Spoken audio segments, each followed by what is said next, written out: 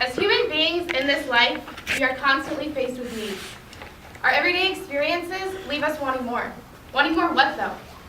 More understanding, more knowledge, more money?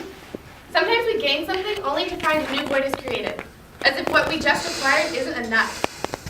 Over the course of the last 9 weeks, all of us came to the table wanting something. Wanting truth, humor, understanding, justice, connections, and so on. The search for answers, for truth, and for knowledge was a shared experience among the group. Our life experiences, though differing, all brought us here, sharing in a common fate in search of something we need for one reason or another. I came to the table as an educator, wanting to know why all my black students are being separated from the rest of the class. Why are the teachers sitting these kids by themselves? Why am I not connecting with my students of color in the same way that I can connect with the white kids? What has happened to them in their education to make this so difficult? What am I doing wrong? The questions were never ending. A quick look around the staff of the school gave me some insight. All of these people are white, and most of them are females. How was I, as a white female, supposed to know what it feels like to go through your education and not learn about or even from people who look like you? Now it's starting to make sense. Of course, it's difficult in an environment that you can't claim as your own. I had example after example of white excellence in my history books, of people like me succeeding. I knew that I had the power to do something great. What I missed, what I didn't understand, is that not everybody has that privilege. Some students go through their education sitting by the teacher's desk and only seeing people like them portrayed as victims. How is one to strive for greatness when you have no example that proves someone like you can do it? Someone like you is capable of something great. I can't be that for my students, and I know that, but I now know that I have the power to give these kids a hero and to prove to them that there is greatness inside them.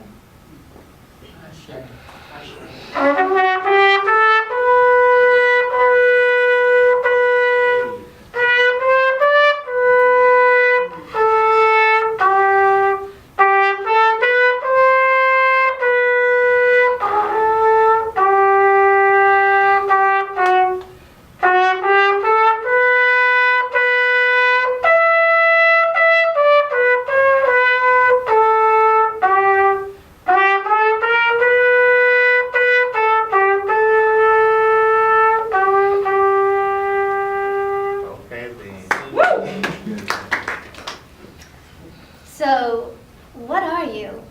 I think it's a question that a lot of us have been asked. Of course, if the answer isn't assumed first. How many of you guys have been asked this question? Raise your hands. What are you? Yeah.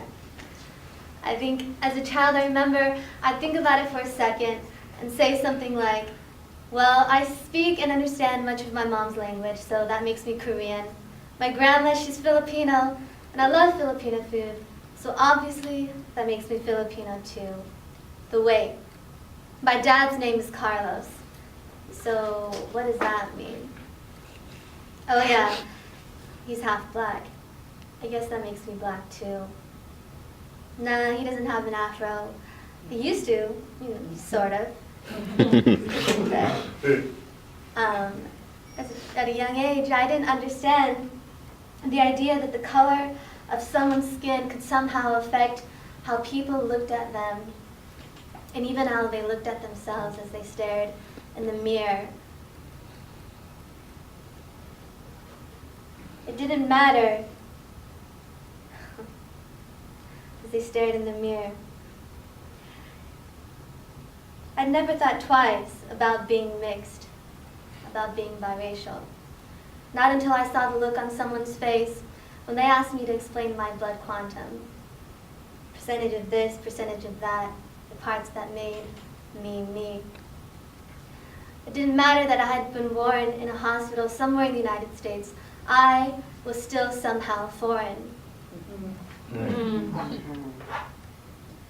Yet when I heard what being black meant, that was when there was a shift.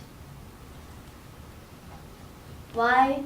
Because black people, they were dropouts. They were criminals. And they were the poorest of the poor. This is what I saw, and this is what I believed. This was my single story for Black America, and this was a story in need of revision.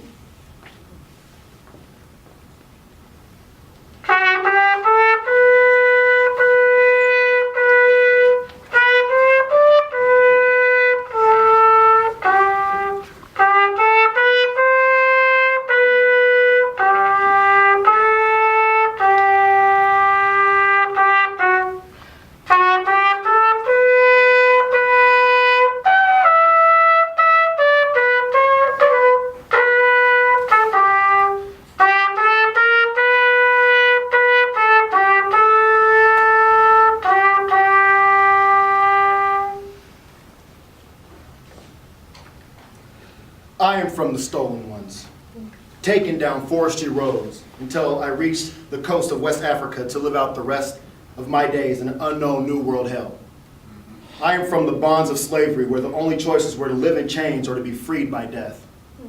I am from escaping with my life to the north, a new land full of new opportunity and industrialized promise. I am from the westward migration and economical and agricultural advancements that come with this move.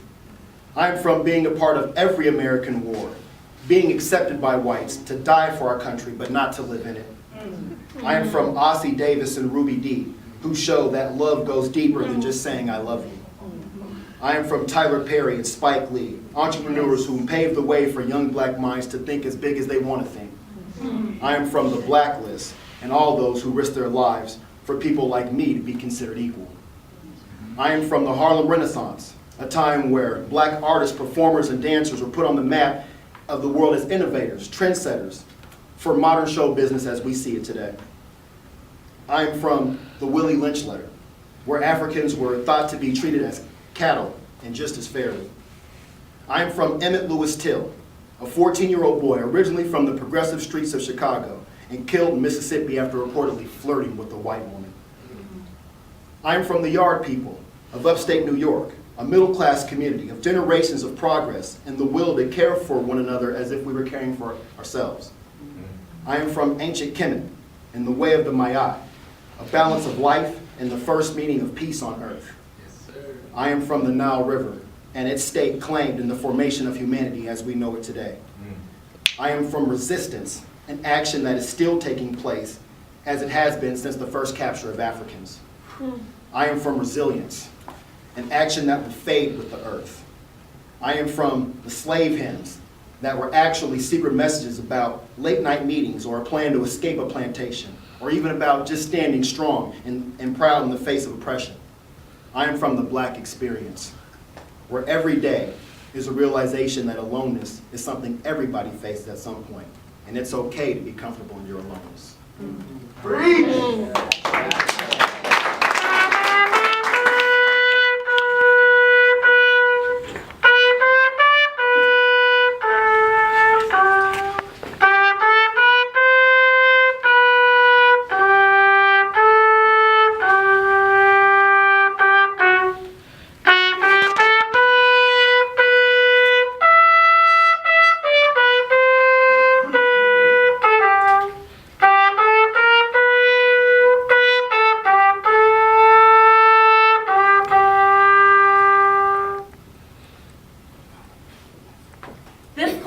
Brought out the best in me.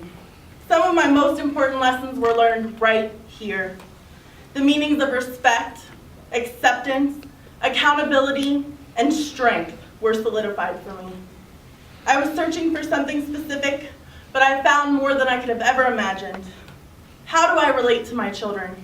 How do I bridge these gaps?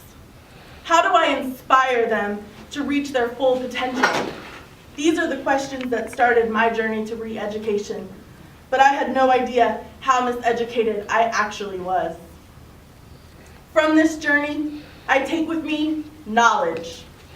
Knowledge of the Moors, an educated, proud people who helped in the building of nations around the world, but were conveniently excluded from my history books. Knowledge of Africa, a place with multiple stories and filled with people exactly like me. A place with cities and resources, a place with history, a place rich with culture, a place filled with families who missed their people when they were taken. Knowledge of the slave trade and its damaging effects, not only here, but back home. Knowledge of those enslaved people's experiences and how they made it from day to day. How they stayed resilient in the worst of circumstances, and how they managed to keep hope alive. Knowledge of the battles we are still fighting today, and knowledge of the war we will have to wage in the future. This knowledge will stay with me forever. I will pass it on to my children and to their children after that. Knowledge is power, and power can enact change.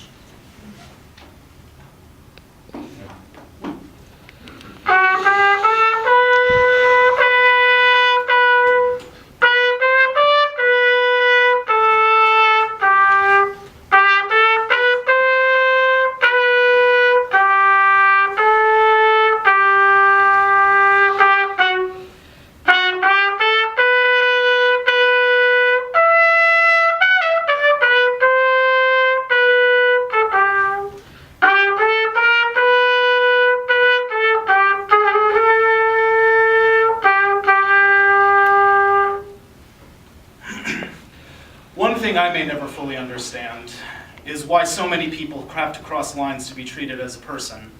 For instance, the Mason-Dixon line, that invisible barrier where on one side a man's his own, but on the other side he might as well have been as good as someone else's. Ida May's journey seemed to have gone smoothly enough, but train problems could have been interesting. Fellas, there's no need to stand back there. We've crossed the line already. Welcome to the land of integration. Yes, sir. And whoop! Sounds like there's a blockage on the tracks. Sounds like we'll have to back up to let crews clear it out. Sorry about that. Okay, tracks clear. Come on up again. No need to stand back there. Yes, sir. Everyone can stand with I think a train car came loose. We're going to have to back up. But how many more stops and starts do we need before everyone can stay seated where they please? Woo!